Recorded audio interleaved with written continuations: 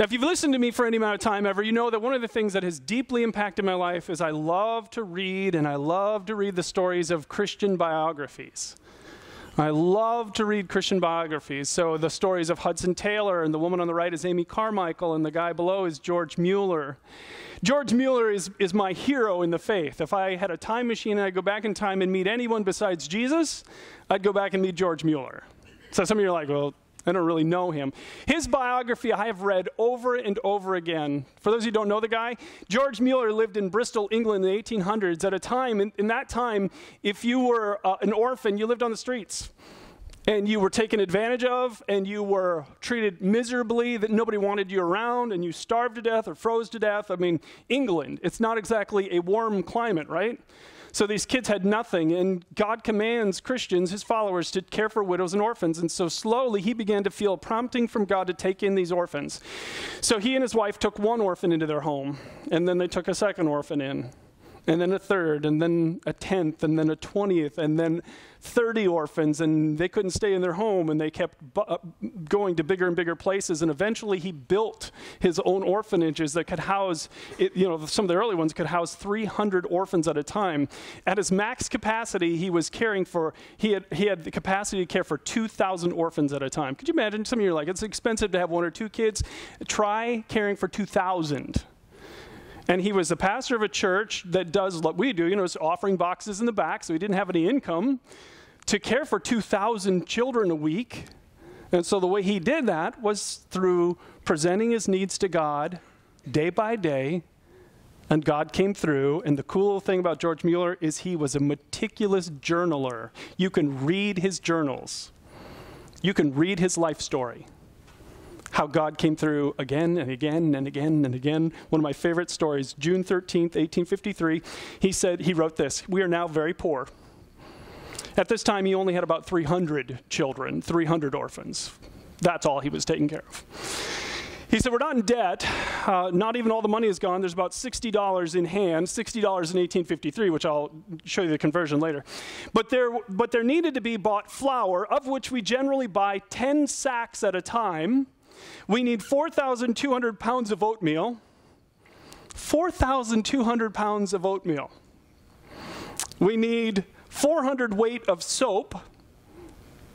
There are many little repairs going on in the house with a number of workmen employed beside the current regular expenses of about $280 per week. And over and above all of this, on Saturday, the day before yesterday, I found out that the heating apparatus needed to be repaired, which would have all probability cost about $100.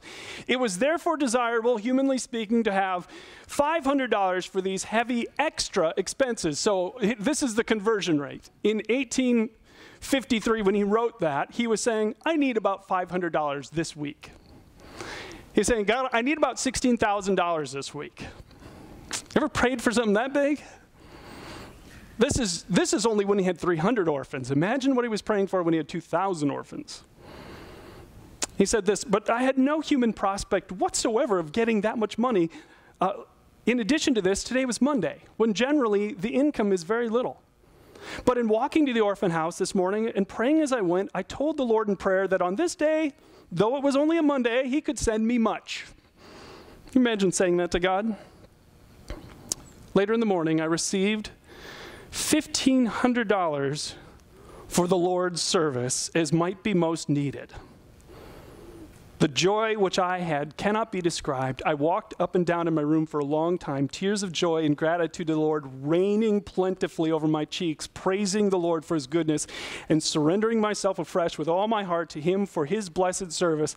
I scarcely ever felt more the kindness of the Lord helping me. Yeah, I'm sure if someone walked up and handed you $47,750 tomorrow morning, you might feel a little happiness too, right? This is his life over and over and over and over and over again. He built all those orphanages without ever incurring a single dollar in debt. He cared for all those children without ever going in debt. He simply learned how to build his friendship with God so deeply that whatever he asked for, God was like, here you go. Unfortunately for us in America today, Christians have redefined Christianity to be about going to a church service once in a while. Let me tell you what this is all about. This is about one thing. Christianity is about the opportunity for you and I to enter into a real friendship with a real God who wants to put you in the middle of a real adventure with him. That's what Christianity is about. A real friendship with a real God who will knock your socks off with what he does if you learn how to build that friendship. Now, church service may or may not help you with that friendship. But you can have that friendship regardless. So that's what I want to show you in this series and what we've already been talking about. So why don't more people have this experience of God? Why aren't everybody's journals filled with stories like that, like George Mueller? Well, in the Bible, he makes it very clear what we're supposed to do. He says this, you're supposed to keep your mind on Jesus Christ. He says, let us fix our eyes on Jesus, the author and perfecter of our faith. He said, we fix our eyes not on what is seen, but what is unseen. He says, you've been raised to life with Christ, so set your hearts on the things that are in heaven, where Christ sits on his throne at the right side of God. Keep your mind fixed on things there, not things here. Look at what he says. Keep your mind on Jesus, fix your eyes on Jesus, fix your eyes on what is unseen, set your hearts on things that are in heaven. Keep your minds fixed on things there. Is that what we do? I mean, many of you are followers of Jesus, and you would consider yourself serious followers of Jesus, and yet I bet if you look back on the last week alone, that many of you went days and days without even seriously giving much thought to God. It's what happens. We live busy lives. They're just overloaded with so much stuff, and all of a sudden we get to the end of the day, and we fall into bed, and we haven't even really seriously contemplated God, and then we say, boy, I don't know why God doesn't do more in my life. I thought about him for a few seconds yesterday. And is that what he asks? It's a friendship. You build every friendship on the planet the same way, time together, right? And he says, this is what I want from you. You spend more and more time with me and more time with me, and in building this friendship with me, you get me. And this is what he's offering all of us.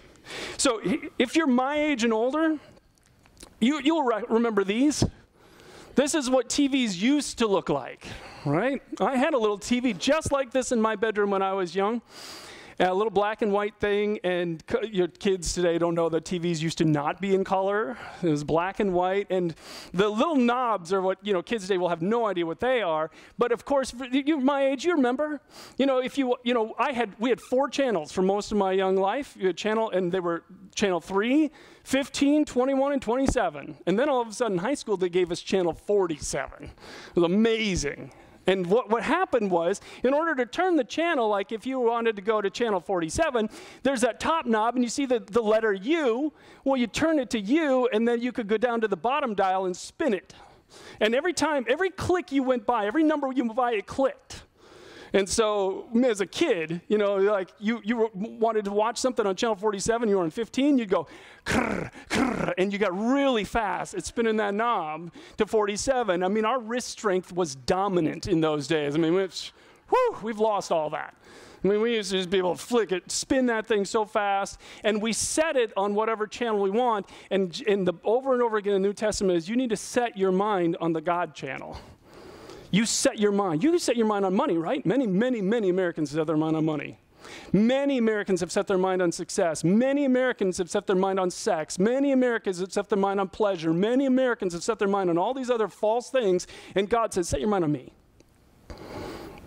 The friendship begins when you do this. And oh, by the way, the adventure begins when you do this. So if you will set your mind on him, you will have the adventure. And so I'm just like all of you. I mean, I'm busy and everything's stressful, and it's like problems come up, and all of a sudden you're not thinking about God, and you have these problems to solve, and we do it without even thinking about God. And so years and years ago, I read a biography of a man who really inspired me to start something that many of you have heard me talk about called the GPS experiment. And the GPS experiment, GPS is an acronym which I'm going to explain in this series. And it was designed, so I originally started it by setting alarms to go off on my phone during the day, and when it went off, I would stop and I would do what I'm going to show you in this series. I don't need my alarms anymore to do this. But it was all rooted in what I read in one of those Christian biographies, the biography of this man, Frank Lubbock.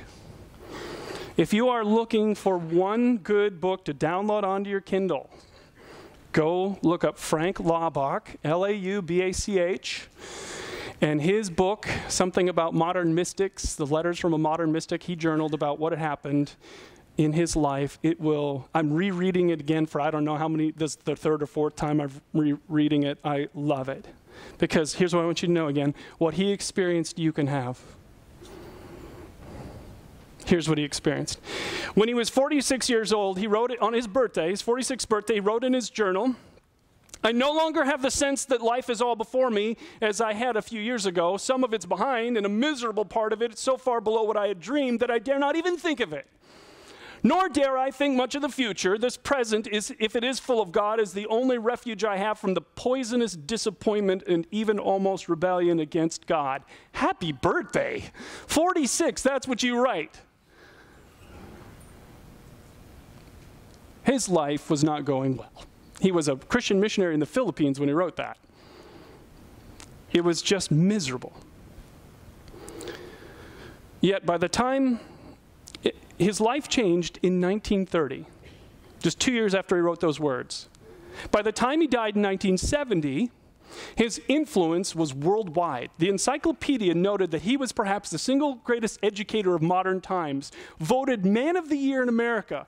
In the last 40 years of his life, he developed a literacy campaign that was used to teach 60 million people to read in their own language. He wrote over 50 books in those 40 years. He became an international presence on literacy and in religious and government circles, even meeting with presidents of the United States. So the question, of course, is what happened in 1930? How do you go from wanting to just how miserable your life is to that?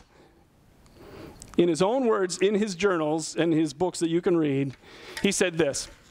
He said, 2 years ago, a profound dissatisfaction with my life led me to begin trying to line up my actions with the will of God about every 15 minutes or about every half hour. So every 15 minutes, every half hour, he was setting his mind back on God, turning the channel back. I'm going to turn the channel back to God. He said, people said it's impossible. He said, I judge from what I hear that very few people are even trying it. But that year, he said, this year, he said, I've started to try and live all my waking moments in conscious listening to that inner voice of God, asking without ceasing, Father, what do you want this moment?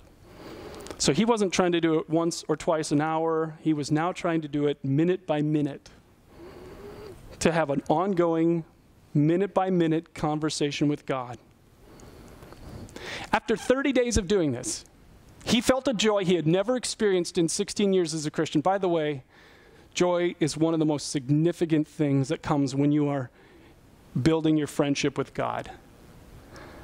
I cannot describe the joy you experience. It's one of the first things he does. He said, this sense of cooperating with God in little things is what so astonishes me. I need something and turn around and find it waiting for me. I must work to be sure, but there's God working along with me. God takes care of the rest. Would you like that kind of friendship with God? But that's not all.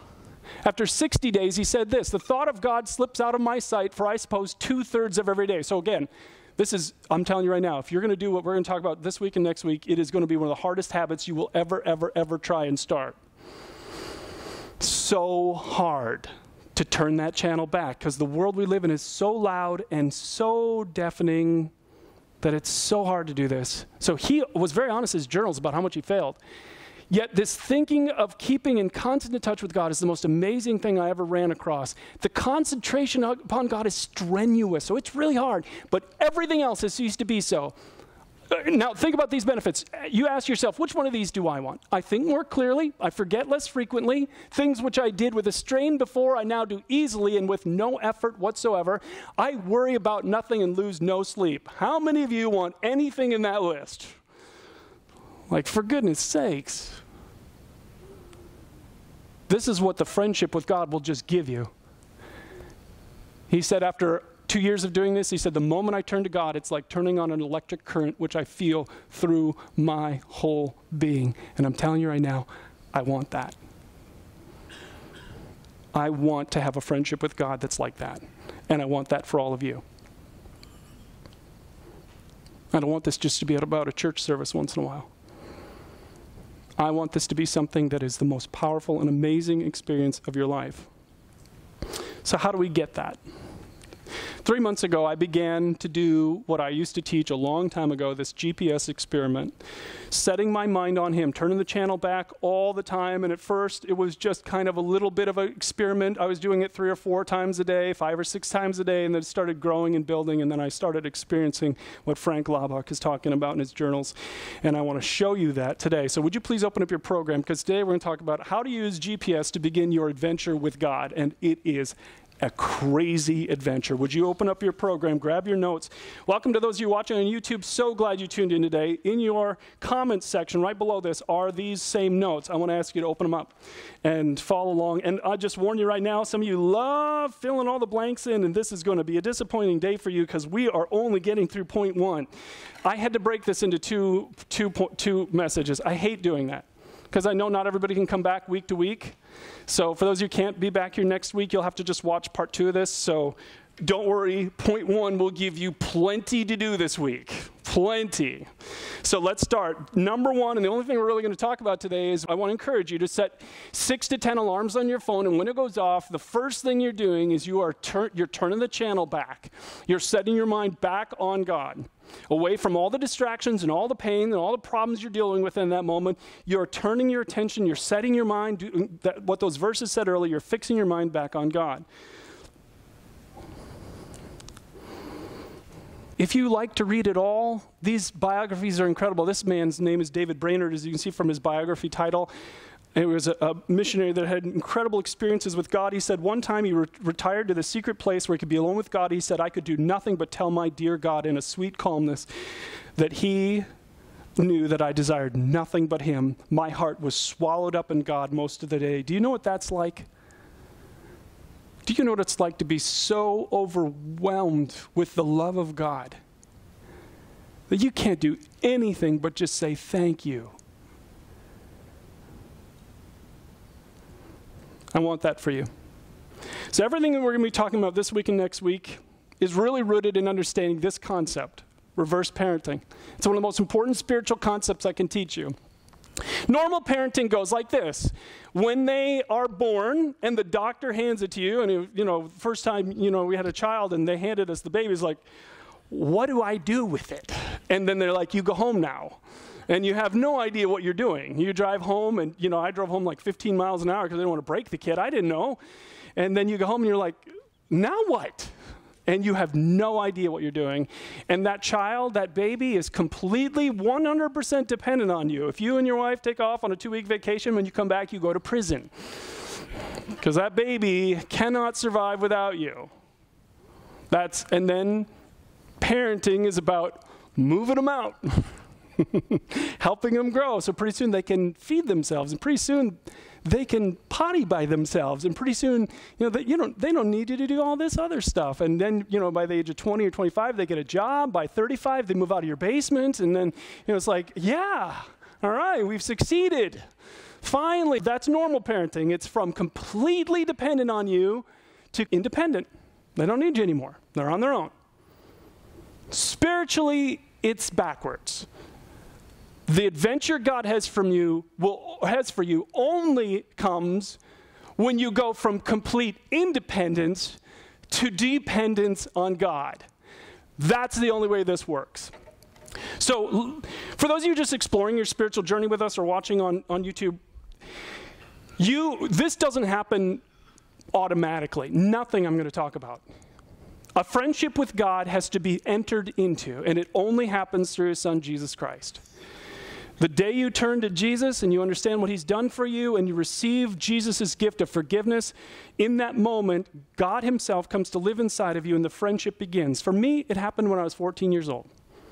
I was at this little church in the town that we grew up in, and for the first time in my life at 14, I understood that Jesus had died for me on that cross, and I asked for his gift of forgiveness, and my friendship with God began that night. Now, for everyone, it happens at different times, different ages, and what takes place in that moment. The moment I made that decision that night, I was completely independent from God. I rarely thought about God. My future was mine. It was my decisions, my life, my will be done. And I encountered Jesus, and the friendship began. And then his goal as a loving God is to move me away from independence to more dependence, because as my dependence on God grows, my experiences with God grow. If you are tired of it just being about a church service, if you're tired about prayer meaning nothing, then this is the problem. You're acting independently, and the real adventure with God begins with a growing dependence. Because make no mistake about it, God wants one thing for you. Take a look at this. Paul wrote to the Christians and he said, here's what I want for you. May you have the power to understand how wide and how long and how high and how deep his love is. And look at this. Matter of fact, if you have your notes, I want you to underline the word experience. May you experience this love of Christ. Though it's too great to ever understand fully. So here's what God wants for you. He doesn't want you to be able to answer the question, does God love me? Yes or no, true or false? Check the box. He doesn't want that. He wants you to know what it's like to experience the love of God. And then he says, look at the outcome. Once you begin to experience this tremendous love of God, you will be made complete. And look at what that means. With all the fullness of life, underline that phrase. Do you feel like you have that? Oh, my life is so full. I have fullness of life today. And look at this next word, power. Underline that word. Do you have power? I mean, real power that changes things in your world that could never be changed by all of your effort for the rest of your life. Do you see power? Do you have fullness of life? Some of you don't even know what that means. I'm like, I don't even know what the power would look like. But he says this is what will happen when you begin to experience the love of Christ. And you only experience the love of Christ as you become dependent on him. As you depend on him, you experience his love. As you experience his love, he changes your whole life. Why does this work? It works because of this. Years and years and years ago, I was reading this terrible book. It was awful. And I almost quit on it. Thank God I didn't, because toward the end, this author of this terrible book wrote one of the most important things I have ever learned in my entire Christian life. He wrote this sentence. He said, why did God make us with needs? Because isn't it true God could have made us so we don't need anything? He's God. He could have made us anyway. He could have made us so we have no emotional needs, no spiritual needs, no relational needs, right? He could have done that. He's God. But he made us as human beings who are very, very needy. Why? And then he said, one of the most important things I could ever teach you, God made you with needs so that you could bring your needs to this God and experience his love when he meets your needs. Because when God meets your needs, you feel loved. Did George Mueller feel loved that day when that guy walked up and handed him $47,500? Think he felt any love from God in that moment? Some of you are like, well, I'm going to pray for that, and I'll tell you how I feel. When God just walks up and hands me $47,500, go right ahead. You go right ahead and ask for that. You'll feel loved. When God meets your needs, you feel loved. And he'll begin to meet your needs when you begin to ask him to meet your needs.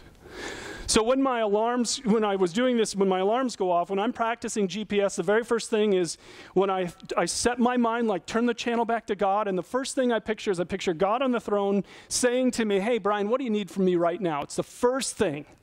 Now, some of you are like, that's selfish. I can't have that kind of friendship with God. Hold that thought, because I hope to destroy that thought from ever being in your head again. That is not selfish. It's what he wants. God wants you in that kind of relationship with him where you are really depending on him for what you need. So it means a couple of things. First off, it means this. First, you better be honest about what you actually need. Some of you are not being honest. You have needs in your life and you won't even acknowledge them. There are things you need in your life today and you won't be honest enough to say, I need this. I need God's power to break this addiction. I need healing. I need the ability to forgive this person. I need this. But you won't even acknowledge that you need it. You think about all the needs we have in our life, financial needs, relational needs, emotional needs, spiritual needs. You look at a list like this, and I want to ask you, is there anything on there that you need? For some of you, it's that second one, peace. Some of you brought so much fear into this room today. Some of you brought so much anxiety into this room today. You are so anxious and so scared. And what you really need from God as he sits on his throne is to give you his peace. Do you know he promises a peace that is beyond your understanding? You don't ever have to be afraid. Ever. That's what he says. And when you are, he's saying, just let me give you my peace. Some of you, it's joy. You'd love to feel joy. You feel the opposite of joy so much in your heart. And he's saying, I want to give you joy. Some of you need guidance right now. You're making some huge decisions. So let me show you these next two words. And would you write them down on the side of your notes somewhere? These are words of dependence. Independence are words of I can, right? That's independence. I don't need you, God. I got this. I can. Those are the words of dependence. Those are the words saying to God, I can't. I can't move on. I can't forgive him. I can't heal. I can't figure this out on my own. I can't make this work on my own. Because the natural thing is once you get to that point where you are turning to God and being honest about what you need, you have to say, I need you. These are the words he wants to hear from you. These are the power words of Christianity. How comfortable are you saying the words, I can't? When was the last time you said to God, I can't? Well, once you do that, then the natural thing is then you begin to ask God, would you please meet this need? Because I can't do it. I'm setting my mind back on you. I'm setting my heart on you. I'm asking, here's what I need, and I'm asking you to meet this need, and you need to understand this about God. God says, give all your worries and cares to him. You know why? Because he cares about you. Later in this series, I've got a whole message mostly written already to try and, some of you just balk at all of this. You will not do this because in your mind, you think you're the exception. You think these things don't apply to you. You think God doesn't want to hear from you like this. God doesn't want this for you. We're going to do a whole message on just those myths that make you miserable and keep you from God. But that's the truth, is that he cares about you and he wants you to bring those needs to him because he wants so badly to meet those needs. When I was rereading Frank Lubbock's biography this week, I came across one of the most important quotes I have ever read. Let me ask you this. Is this your view of God? Look at this. He was writing about greed, and he said, greed is so diametrically opposite to the Spirit of God. For God forever lavishes his gifts upon the good and bad alike and finds all his joy in endless giving. Now, is that your view of God? Do you think of God? Did you walk in here today thinking that the God that we're about to sing to and study about is a God who's sitting on the edge of his throne waiting for you to bring him a need because you want to know what makes the heart of God burst out with joy is when he can meet your needs? Is that the image of God you have? For many of you, that is not the God you had pictured. That he finds all his joy in endlessly giving? Some of you think of it the opposite. You're like, oh man, I don't want to annoy God again. I'm coming to him again with another problem, and he just doesn't want to hear it. And it's like, oh, fine, Brian, what do you got for me this time? You want me to forgive you for what? You want me to, help you with what, Bill? Oh, good night. Fine, I suppose I'll do it if I have to. And that's your image of God, and it's why you don't pursue him, but it's the wrong image of God, is a God who finds all his joy in endless giving. You know why that is? I've learned a lot about this. Our God is a being of pure love. You know what is always associated with love? Giving. Some of you love your grandchildren. You love them to pieces, and you spoil them rotten, and it's not even hard. Right? Why is that? Because you love them. And love and giving always are connected. When you love someone, you don't mind giving to them. Some of you would do absolutely anything for your children because you love them. You love them so much that you give. You can't help but give. And he is a being of pure love. The Bible teaches us that God is love. Not just that he is loving, he is love. So when you come with any need you have, oh my goodness, he finds his joy in endless giving. Is that the thought you have of God? So what I do is I use this whole thing this way in my life. One of the things I do is, I sit in a cubicle at work, I got my big monitor in front of me, and just to the left of my monitor, I have a little sticky note, and I've written GPS on that sticky note. It's not, it's just like this. All I have to do is turn my head a little bit, and I see that sticky note. And the G, the first thing, the only thing we're talking about today is I picture God saying to me, Brian, what do you need from me right now? You know why? Because he finds all his joy in giving to me. And those are two things I ask him for the most. They're right underneath that question. I have the things I ask him for consistently that I just need from him. I need wisdom because my job is hard and it's a challenging environment. But the other one I need is contentment because I don't know what's next for me. And sometimes I get a little discontent. And then when you get discontent, some of you know what this is like. You feel discontent with where you are at right now. You don't like your job. You don't like your life situation right now. You don't like what you're living through, and you do not feel content. And I say to the fathers at times, you know what, I just need, and it's not every day, but it's regular, and it's like, you know what I really need today to have the fullness of life you're offering? I need you to make me content. And the contentment that he gives me is beyond anything I can describe to you. He takes that anxiety out, he puts his joy inside, and on you go. You know why? Because he is a God of love who loves giving. And he'll give if you ask. What would you put on your list? What do you need from him? And then the third thing, letter C, you wait for him to answer. And this breaks down at every point along the way that we've just talked about. This will break down if you're not honest about what you need. And some of you are not being honest about what you need.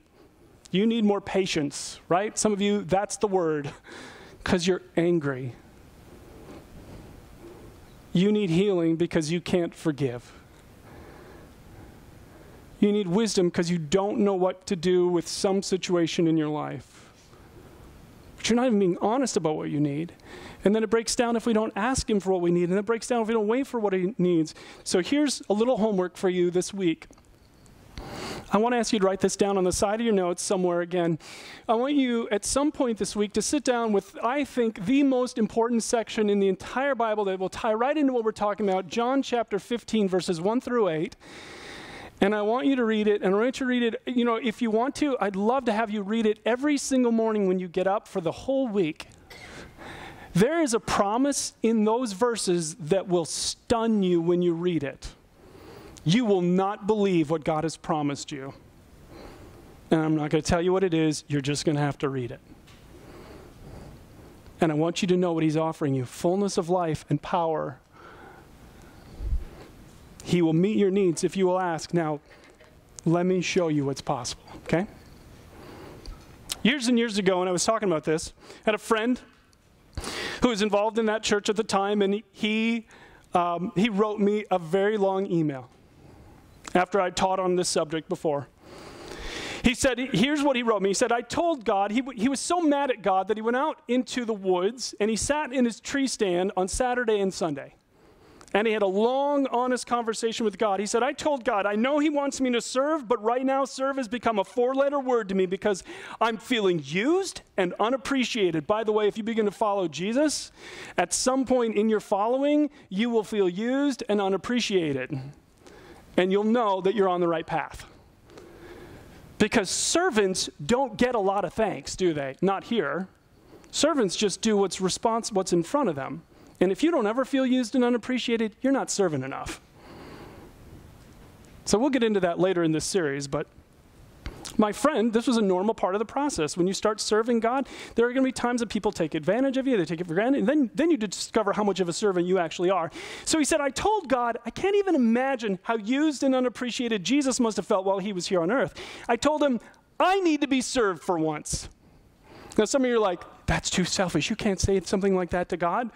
Okay, what did I just say? You tell God what you need. You tell God what you need. That's what you do. And some of you, that's an honest thing. Some of you can't imagine being that honest with God, and because until you get that honest with God, you won't experience God. He said, I told God I need to feel loved and appreciated too. As a matter of fact, he said, do you know what I want? He said, I told God, I want tea biscuits. That's what I want from my friend. He had this friend who made these amazing tea biscuits. I don't even know what tea biscuit is, but he loved this woman's tea biscuits. And so he said, that would make me feel loved. Having someone do something for me for once. On and on, he said, I went just talking with him like he was sitting in my stand beside me, listening to me. Oh my goodness, that's what it's about. It's about having that kind of a real conversation with God. Here's what I need, God. Here's where I'm at. I don't feel that. I need this from you. Like he's right there with you because, oh, by the way, he is right there with you. He's right there with you. Little did my friend know how he was just pushing all the right buttons. He said that happened Saturday and Sunday. He said, I went home Sunday night, told my wife everything that I had said to God over the weekend, including the whole tea biscuit thing. I never gave it much thought because he said, it wasn't like I really asked God, bring me tea biscuits. I was just telling him how I felt. But that week, on Thursday night, that friend who makes those tea biscuits sent me an email and said, there's a bag in the kitchen for our group that was meeting on Friday morning. I was blown away. I said to my wife right away, I said, if there are tea biscuits in that bag, I'm going to flip. When I got to church Friday morning to get ready for group, I immediately ran to the kitchen to find this bag. I spotted a gift bag on the counter. I went and looked inside, and there were her tea biscuits and cookies, along with a wonderful card for the whole group. The feeling was overwhelming. To be honest, I shed a few tears. It's not that I didn't believe God couldn't do it. He can do anything. It's that he made me feel like I was important enough to him to make this happen for me and show me his love. It was absolutely amazing. How does God show you his love? He meets your needs. You tell him what you need. You know what, God, I need to just feel a little appreciation. I need tea biscuits. And God's greatest joy is what? It's giving to us. You don't annoy him. Quite the opposite.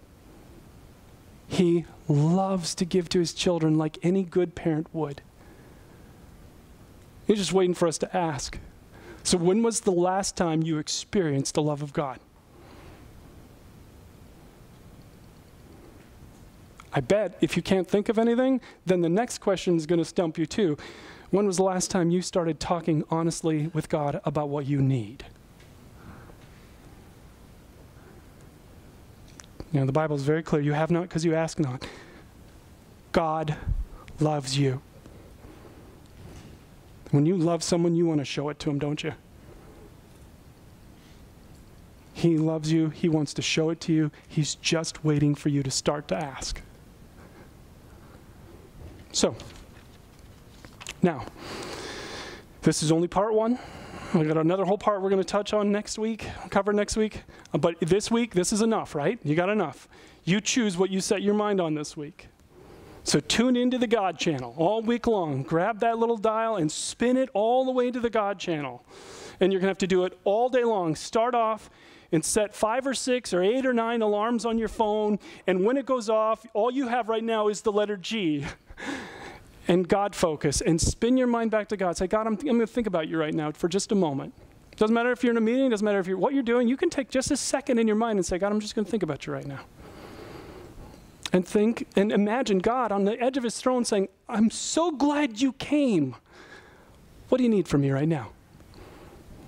Maybe some of you, if you have a desk, you can put a little sticky note with GPS. You don't even know what P and S stand for yet. That's okay. Just put G on there and just picture God saying, what do you need from me? And then write out some of those things. Like I said, wisdom and contentment are on that list. And I regularly say to God, I need you to make me wise because I don't know how to fix this problem. I need you to make me wise. Some of you are like, Brian, you're not very wise. And I'd say, well, you should see me without God. So it's like, well, you don't know. It's all right. You just ask. You ask. And it'll be the hardest thing you ever do. I can tell you this. When I started 3 months ago, if I did this 4 times a day, I was winning. And now there are days where I do it 40 times a day. And the more I do this, the more joy I know in my life. And the more I get to see God working. It just depends on what you want. If you want to just keep this as a church service once in a while, God will let you. But it's not what he wants for you. He loves you and he wants you in a relationship with him. Let me have you bow your heads. For some of you, this whole relationship with God thing is very confusing because you have no idea what that means. You know about rituals, you know about religion, you've been baptized and confirmed, take communion, you do all these other things, but you don't know what it's like to actually be in a relationship with him where he communicates with you. All of that begins, like I said, the day you let Jesus Christ do for you what he wants so badly to do for you. The Bible says he came 2,000 years ago to give his life on a cross for all of us. He died for me that day. He died for you. Because the Bible says that God is pure and beautiful and loving, and we're not. We've done so many unloving things, and yet this amazing God, Jesus, gave his life for us on the cross and then rose again, and now he has promised that anyone who turns to him, who cries out to him, gets him. If you will let him, he will forgive you. He will come and make his home inside of you. He will begin the relationship with God that you can turn into a real friendship with a real God who'll put you in the middle of a real adventure. If you want this, with your head bowed, say something like this in your heart, Tim. Say, Jesus, I'm turning to you today. You're what I need. I've heard you died on that cross for me. Would you please forgive me for what I've done? I'm putting my trust in you today. I want a real relationship with you today.